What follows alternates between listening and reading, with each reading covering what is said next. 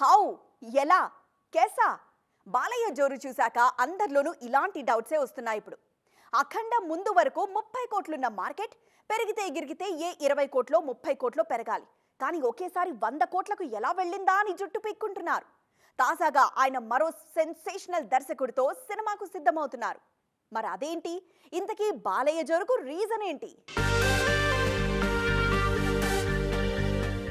ఇప్పుడు మనం చూస్తున్నది బాలయ్యను కాదు, ఆయన వర్షన్ 2.0ను. ఒకప్పుడు ఒక్క హిట్ కొడితే 3-4 ఏళ్ల వరకు మరో హిట్ కోసం అభిమానులు ఆశగా ఎదురు చూసేవాళ్లు. కానీ ఇప్పుడు అలా కాదు, వరుస విజయాలు కొడుతూనే ఉన్నారు ఎన్బీకే. దాదాపు 30 ఏళ్ల తర్వాత హ్యాట్రిక్ అందుకున్నారు. అఖండ, వీరసింహారెడ్డి, భగవంత్ కేసరితో వరుసగా 3 సెంచరీలు కొట్టిన సీనియర్ హీరోగా రికార్డ్ తిరగరాశారు.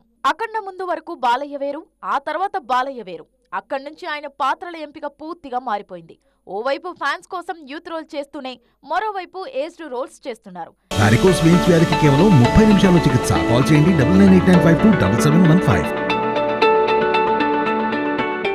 వీరసింహారెడ్డి, భగవంత్ కేసరిలలో బాలయ్య క్యారెక్టర్స్ బలంగా కనెక్ట్ అయ్యాయి. బాబీ సినిమాలోనూ మధ్య వయస్కుడుగానే నటిస్తున్నట్లు తెలుస్తోంది.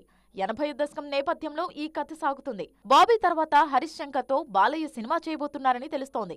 ప్రముఖ కన్నడ నిర్మాణ సంస్థ కేవిఎన్ ప్రొడక్షన్స్ లో ఇది రానుంది. ప్రస్తుతం మిస్టర్ బచ్చన్ తో బిజీగా ఉన్నారు హరీష్. ఇక పవన్ ఉస్తాద్ మళ్లీ ఎప్పుడు మొదలవుతోందో తెలియదు.